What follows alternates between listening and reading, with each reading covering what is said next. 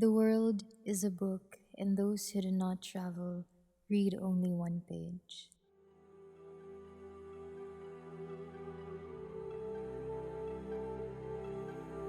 Together, let us explore the unknown.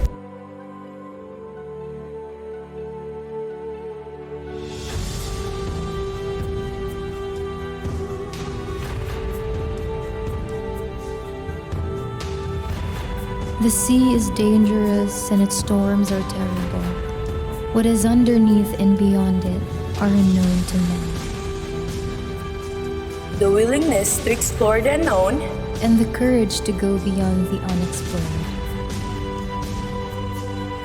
A man stood by his own convictions. And with it, the first ever journey around the world. Unfold.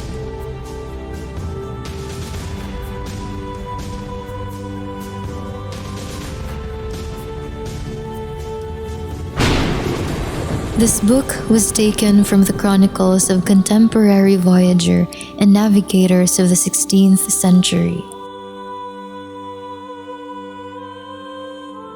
Antonio Pigafetta is a famous Italian traveler born in Vicenza around 1940 and died in the same city in 1534, who is also known as Antonio Labrado or Francisco Antonio Pigafetta. He is an Italian nobleman who accompanied Ferdinand Magellan in his fateful circumnavigation of the world. Ferdinand Magellan. He is a Portuguese explorer who organized the Spanish expedition to the East Indies from 1519 to 1522, resulting in the first circumnavigation of the earth. Prominent literary men in the West who referred to the book in their interpretation of the New World. William Shakespeare, Michel de Montaigne, and Giambattista Vico. Pigafetta's travelogue is one of the most important primary sources in the study of the pre-colonial Philippines. The first voyage around the world by Magellan was published after Pigafetta returned to Italy.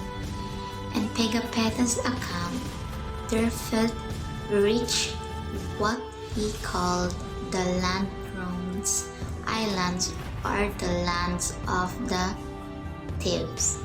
Landrones Island, which is presently known as Thai Marianas Island, located in the south-southwest of Japan, west-southwest of Hawaii, north of New Guinea, and east of the Philippines. Pigafetta recounted that the people have no arms but use sticks, which have a fishbone at the end. They are poor, ingenious, and great thieves, and for the sake of what we call those three islands, the land-owned islands.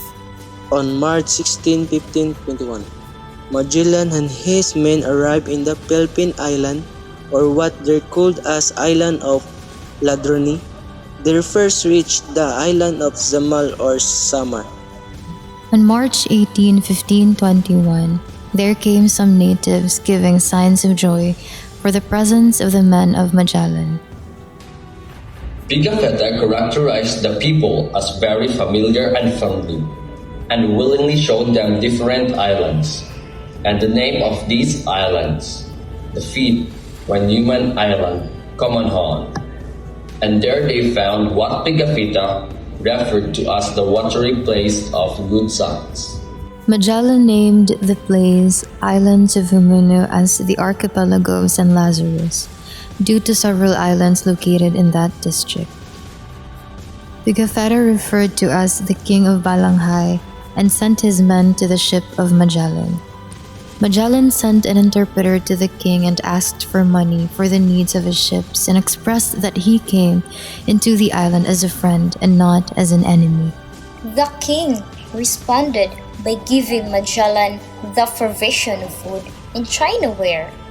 Magellan decided that he exchanged the robes in Turkish, fashioned with red cloth, and give people knives and mirrors. Magellan also boasted his men in armor who could not be struck with sword and daggers. The king was fascinated and remarked that men in such armor could be worth 100 of his men. Magellan showed another weapon and artilleries. Magellan also showed the king his chart and maps and shared how they found the island. After a few days, Magellan was introduced to the king's brother, also was a king of other island. They went to this island and Pigafetta reported that they saw a mine of golds. The gold was abundant, that parts of the ship and of the house of the second king were made of gold. Pigafetta described that this king has the most handsome of all men that he saw in the place.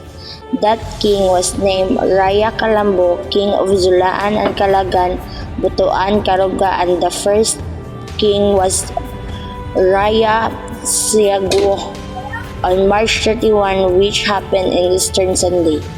After the Mass, Magellan ordered that the cross be brought with nails uncrowned. He explained that the cross, the nail, and the crown were the sign of his emperor and that he was ordered to plant it in the place that he would reach.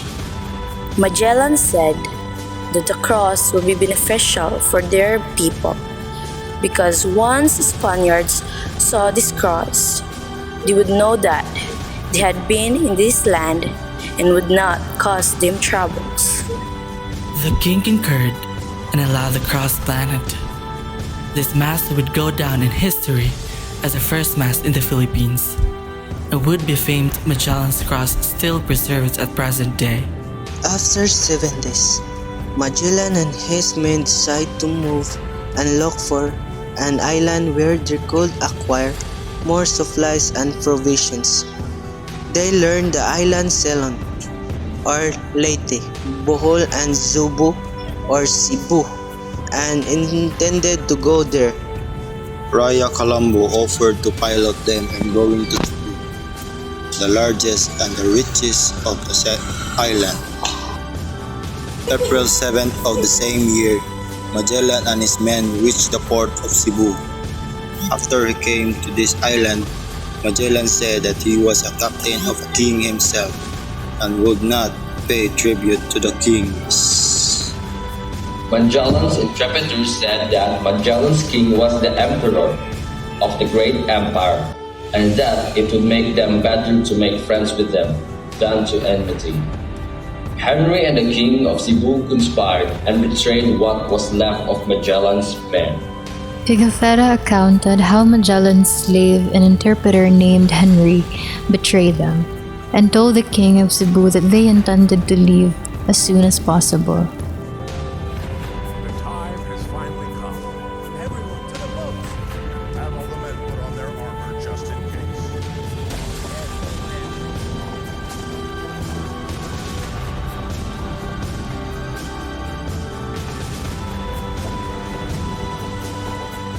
Henry and the king of Cebu conspired and betrayed what was left of Magellan's men. Pigafetta was left on board the ship and wasn't able to join the 24 men who went to the gathering because he was nursing his battle wounds. The natives had slain all the men except the interpreter, and one Serrano was left on the island, for they refused to go back to shore. The fleet abandoned Serrano and left Cebu to their journey around the world.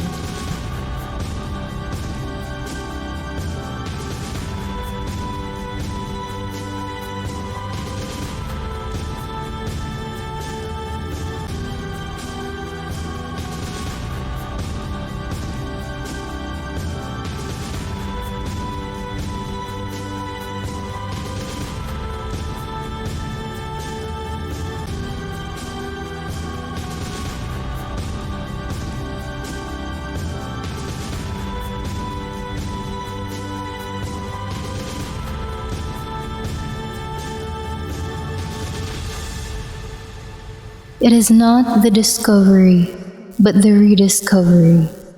It is indeed a daring adventure, but exploring the unknown is exhilarating.